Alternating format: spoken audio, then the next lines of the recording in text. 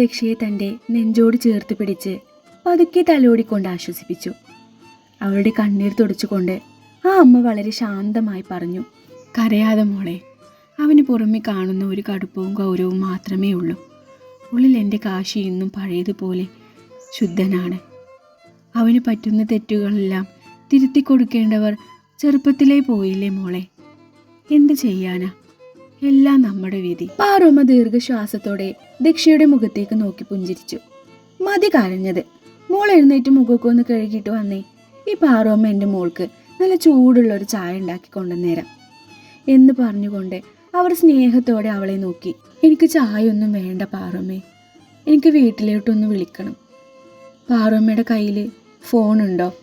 ദക്ഷ കരഞ്ഞുകൊണ്ട് തിടുക്കത്തിൽ ചോദിച്ചു. അവളുടെ ആ അവസ്ഥ മനസ്സിലാക്കിയ അമ്മയ്ക്ക് സങ്കടം സഹിക്കാൻ കഴിഞ്ഞില്ല.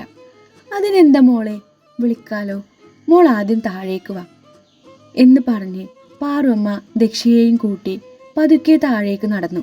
അടുക്കളയിൽ എത്തിയതും പാറുമ്മ ദക്ഷയെ നിർബന്ധിച്ച് ഒരു കസേരയിലിരുത്തി അവൾക്ക് ചൂടുള്ള ചായ നൽകി. അത് കുടിച്ച് തീരുമ്പോഴേക്കും അവർ തൻ്റെ കയ്യിലിരുന്ന ഫോണ് ദക്ഷയ്ക്ക് നേരെ നീട്ടി. അമ്മയെ വിളിക്കാമല്ലോ എന്ന പ്രതീക്ഷയോടെ ദക്ഷ ആ ഫോണ് വാങ്ങാൻ വേണ്ടി കൈ നീട്ടിയതേയുള്ളൂ. പെട്ടെന്ന് പാഞ്ഞു വന്ന കാശിയുടെ കൈകൾ ആ ഫോൺ ബലമായി തട്ടിപ്പറിച്ചെടുത്തു. അവൻ കനത്ത ദേഷ്യത്തോടെ പാറുമ്മയെ നോക്കി അലറിക്കൊണ്ട് പറഞ്ഞു, പാറുമ്മേ, എന്നോട് ചോദിക്കാതെ എന്തിനാ നിങ്ങളിപ്പോൾ ഈ ഫോൺ അവൾക്ക് കൊടുത്തത്? അവൻ്റെ ആ വന്യമായ ഭാവം കണ്ട് പാറുമ്മ ഭയന്നു ഒന്നും മിണ്ടാനാകാതെ തല താഴ്ത്തി നിന്നു. അതിനുശേഷം കാശി ദക്ഷയ്ക്ക് നേരെ തിരിഞ്ഞു. അവൻ്റെ കണ്ണുകളിൽ കനലെരിയുന്നുണ്ടായിരുന്നു.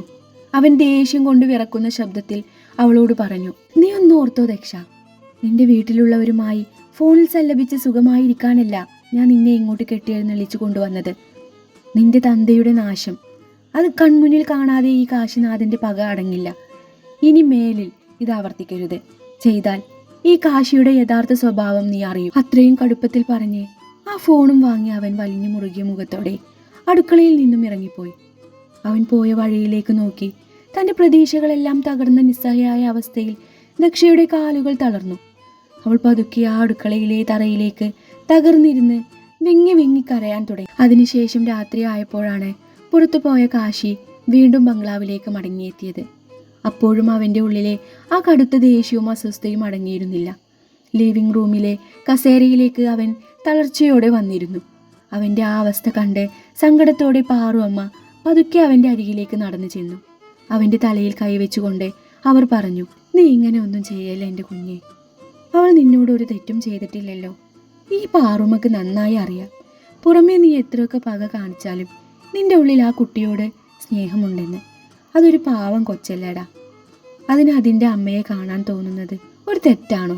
അടുക്കളയിലെ ആ ഫോണിൻ്റെ സംഭവത്തിന് പിന്നാലെ വീണ്ടും ദക്ഷയ്ക്ക് വേണ്ടി പാറുമ്മ ശുപാർശ ചെയ്യുന്നത് കേട്ടതും കാശിനാഥൻ്റെ നിയന്ത്രണം പൂർണ്ണമായി നഷ്ടപ്പെട്ടു. അവൻ കസേരയിൽ നിന്നും പെട്ടെന്ന് എഴുന്നേറ്റു. അവൾക്ക് വേണ്ടി വക്കാലത്ത് പറയാനാണെങ്കിൽ പാറുമ്മ ഇനി എന്നോടൊന്നും സംസാരിച്ച് ഇങ്ങോട്ട് വരണ്ട, അവൻ ദേഷ്യത്തോടെ വിളിച്ചു പറഞ്ഞു. അത്രയും കാലത്തിനിടയ്ക്ക് കാശി തന്നോട് ഇത്രയും കടുത്ത ശബ്ദത്തിൽ സംസാരിക്കുന്നത് പാറുമ്മക്ക് അത് ആദ്യമായിട്ടായിരുന്നു. ആ വാക്കുകൾ കേട്ടതും അവർക്ക് സങ്കടം സഹിക്കാൻ കഴിഞ്ഞില്ല. അവരുടെ കണ്ണുകൾ നിറഞ്ഞു തുളുമ്പി. പാറുമ്മ ഒന്നും മിണ്ടാനാകാതെ അവിടെ നിന്നും മാറി നടന്നു. പക്ഷേ പറഞ്ഞു കഴിഞ്ഞപ്പോഴാണ് കാശിക്ക് തൻ്റെ തെറ്റ് മനസ്സിലായത്.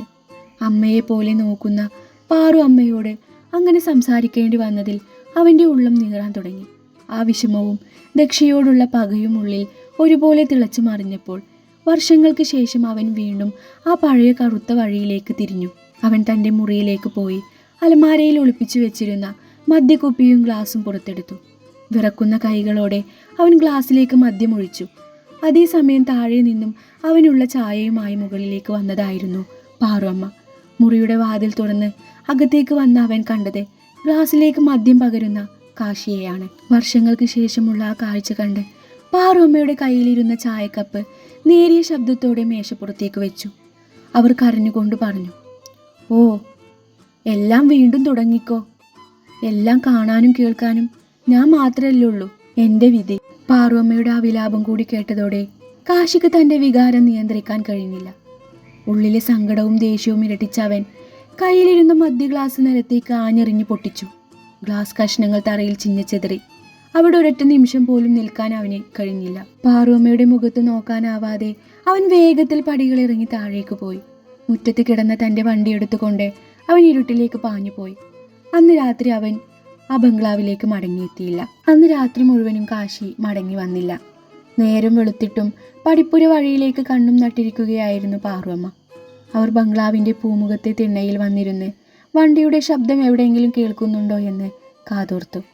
ഓരോ നിമിഷവും കടന്നു പോകുമ്പോൾ അവരുടെ ഉള്ളിലെ വേവലാതിയും ആദിയും കൂടി വന്നു. അപ്പോഴാണ് ഉറക്കമില്ലാത്ത കണ്ണുകളോടെ ദക്ഷ അകത്തു നിന്നും വരാന്തയിലേക്ക് ഇറങ്ങി വന്നത്. പാറുമ്മയുടെ മുഖത്തെ ആ വല്ലാത്ത വിഷമവും കാത്തിരിപ്പും കണ്ടപ്പോൾ അവളുടെ ഉള്ളിൽ കടുത്ത കുറ്റബോധം തോന്നി. അവൾ പതുക്കെ പാറുമ്മയുടെ അരികിലേക്ക് ചെന്ന് വിഷമത്തോടെ പറഞ്ഞു, ഞാൻ കാരണം ഇന്നലെ പാറുമ്മക്ക് അവരിൽ നിന്നും അത്രയും വലിയ വഴക്ക് കേൾക്കേണ്ടി വന്നില്ലേ? എനിക്ക് വേണ്ടിയല്ലേ അത് മുഴുവനും നിങ്ങൾ കേട്ടു നിന്നത്? അവളുടെ കണ്ണുകൾ വീണ്ടും നിറഞ്ഞു. പാറുമ്മ ദക്ഷയുടെ മുഖത്തേക്ക് നോക്കി പതുക്കെ ഒന്ന് പുഞ്ചിരിക്കാൻ ശ്രമിച്ചു. എന്നിട്ട് അവളുടെ കൈകൾ ചേർത്ത് പിടിച്ചുകൊണ്ട് ആശ്വസിപ്പിച്ചു. അതൊന്നും സാരല്ല മോളെ, നീ അതോർത്ത് വിഷമിക്കണ്ട. അവൻ കുഞ്ഞിലെ തൊട്ട് ദേഷ്യം ഇത്തിരി കൂടുതലാ, പക്ഷെ ഉള്ളിൽ സ്നേഹമുണ്ട്. ഇന്നലെ രാത്രി ദേഷ്യപ്പെട്ട് ഇറങ്ങിപ്പോയതാണെങ്കിലും കുറച്ച് കഴിയുമ്പോൾ അവൻ്റെ ആ ദേഷ്യമൊക്കെ തനിയെ മാറി അവൻ ഇങ്ങോട്ട് തന്നെ മടങ്ങി വരും മോളെ, നീ വിഷമിക്കാതെ. അവളെ ആശ്വസിക്കുമ്പോഴും പാറുമ്മയുടെ കണ്ണുകൾ വീണ്ടും ആ വലിയ പടിപ്പുര വാതിലേക്ക് നീണ്ടു. അതേസമയം മാളികക്കൽ തറവാട്ടിൽ മകൻ ഉണ്ണി അറിയാതെ പത്മനാഭൻ നായർ ഒരു തീരുമാനമെടുത്തിരുന്നു. തൻ്റെ മകളെ തിരിച്ചു കിട്ടാൻ കാശിനാഥൻ്റെ കാലു പിടിക്കാനും അദ്ദേഹം തയ്യാറായിരുന്നു. തളർന്ന ചുവടുകളോടെ ആ വൃദ്ധൻ പതുക്കെ മംഗലത്ത് ബംഗ്ലാവിൻ്റെ വരാന്തയിലേക്ക് കയറി വന്നു. അവിടെ കാത്തിരുന്ന പാറുമ്മ വാതിൽ തുറന്നതും മുന്നിൽ നിൽക്കുന്ന പത്മനാഭൻ നായരെ കണ്ട് ഞെട്ടിപ്പോയി. അവരുടെ ഉള്ളിൽ ചെറിയൊരു ഭയം വരാൻ തുടങ്ങി. ഇനി ഇതിൻ്റെ പേരിൽ കാശിക്ക് വീണ്ടും ദേഷ്യം വരുമോ എന്നോർത്ത് അവർ ഭയന്ന് നിൽക്കുന്ന ആ തക്ക സമയത്ത് തന്നെ മുറ്റത്തേക്ക് ഇരിച്ചു കയറി വന്ന കാശിനാഥൻ്റെ കറുത്ത ജീപ്പ് ഒരു വലിയ ശബ്ദത്തോടെ ബ്രേക്കിട്ടു നിന്നു. വന്യമായൊരു പരിഹാസത്തോടെ ചോദിച്ചു, എന്താ പത്മനാഭ വിശേഷം? സുഖമല്ലേ? കൺതടങ്ങളൊക്കെ വീർത്തിട്ടുണ്ടല്ലോ, ഉറക്കമൊന്നുമില്ലേ? ജീപ്പിൻ്റെ ഡോർ തുറന്ന് അവൻ തറയിലേക്ക് ഇറങ്ങി. അവൻ ഉച്ചത്തിൽ ഒന്ന് പരിഹസിച്ച് ചിരിച്ചുകൊണ്ട് മുന്നോട്ട് നടന്നു. ഓ, അത് ഞാൻ മറന്നു. ഉറങ്ങണമെങ്കിൽ മാളികക്കലെ തമ്പുരാട്ടിക്കൊച്ച് അവിടെ വേണമല്ലോ അല്ലേ? എവിടെ നിന്റെ പുന്നാരം മോൻ? ഇന്നിങ്ങോട്ട് കണ്ടില്ല. അല്ലെങ്കിൽ വാലുപോലെ എന്നും കാണുമല്ലോ കൂടെ. പത്മനാഭൻ ഭയം കൊണ്ടും സങ്കടം കൊണ്ടും വിറക്കുന്ന ശബ്ദത്തിൽ വിളിച്ചു, കാശി മോനെ. കാശി മോനോ? അവൻ ആ വാക്ക് പുച്ഛത്തോടെ തള്ളിക്കളഞ്ഞു. ഞാൻ നിന്റെ മോനോ? അല്ല പത്മനാഭ, ഞാൻ മംഗലത്ത് കേശവൻ്റെ മകനാ. നിങ്ങൾ കാരണം ആത്മഹത്യ ചെയ്യേണ്ടി വന്ന ആ കേശവൻ്റെ മകൻ. അവൻ്റെ കണ്ണുകളിൽ പകയുടെ കനലെരിഞ്ഞു. അത് കണ്ട് പത്മനാഭൻ നായർ കരഞ്ഞുകൊണ്ട് അവൻ്റെ കാൽക്കൽ വീഴുന്നത് പോലെ കൈകൾ കൂപ്പി യാചിച്ചു.